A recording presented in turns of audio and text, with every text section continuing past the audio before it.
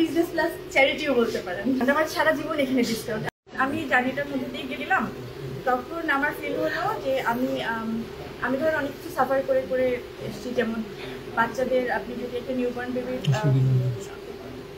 কি দিয়ে উদাহরণ দিব, যদি একটা পিলো কিনতে চান মাথার বালিশ, আপনি কিন্তু নিউবর্ন বেবির বালিশটা পাবেন বা আমি পাইনি, আমি সাফার করেছি।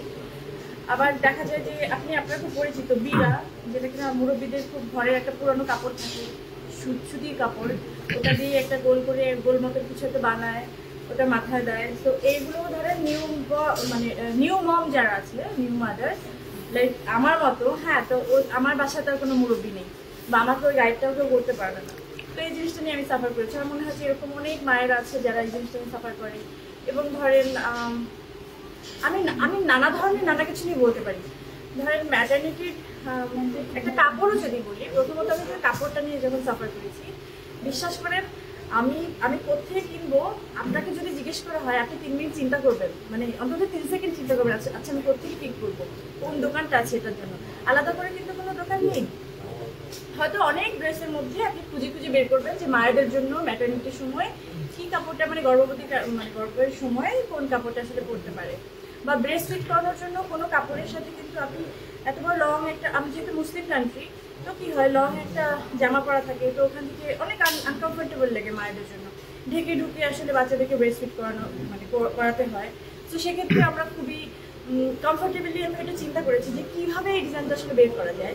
লাইক আমরা জিপার সিস্টেম করেছি এখান থেকে, যত সহজে মায়েদেরকে আসলে এই হেল্পটা আসলে করা যায়। এটা বিজনেস প্লাস চ্যারিটিও বলতে পারেন। বডি নামটা কেন আসলো বা কার মাথা থেকে আসলো? বডি হচ্ছে শরীর, তাই না, মানে শরীর। তো আমার কাছে শরীরটা একজন মায়ের শরীর, একটা যে মা কিনা একটা শরীরের জন্ম দেয়, এর থেকে ভালো কিছু আমার মনে হয়নি আমি আর কিছু আমি কানেক্ট করতে পারি।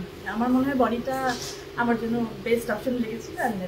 অডিয়েন্সের জন্য মানে কোনো সুখবর থাকবে কিনা, যখন তো নতুন লঞ্চ করতেছেন, ডিসকাউন্ট বা থাকে না বিশেষ কোনো অফার? পুরোটাই ডিসকাউন্ট, আমার সারা জীবন এখানে ডিসকাউন্ট। আমি কখনোই মানুষের এটা আমি আসলে বললাম না যে শুধু ব্যবসা নিয়ে আসিনি, ব্যবসা নিয়ে আসলে তো আপনি দেখেন আমি যে কোনো ড্রেস পরলে ধর এটা আসলে পরি ব্র্যান্ড, আমি একটা ব্র্যান্ডের নাম দিয়ে দিলাম, হ্যাঁ, দেন এটা বিক্রি হবে খুব স্বাভাবিক, আপনি এটা বুঝতে পারেন। কিন্তু আমি কেন মায়েদের ড্রেস নিয়ে আসলাম, মায়েদের প্রোডাক্ট নিয়ে আসলাম, কেন বাচ্চাদের প্রোডাক্ট নিয়ে আসলাম, বিকজ অফ আমার এখানে প্ল্যান ছিল যেন এই সাফারটা, আমি যে সাফারটা করেছি এরকম তো না, মানে দেখেন আমি যদি বলি একদম রিক্সাওয়ালা খুব নিম্নবিত্ত ফ্যামিলি থেকেও যদি হয়, সেখান থেকেও কিন্তু এই সাফারটা যেভাবে করে, গুলশান বাগানকে বসবাস করা একজন মায়েরও কিন্তু সেই সাফারটাই আমি যেটা দেখেছি।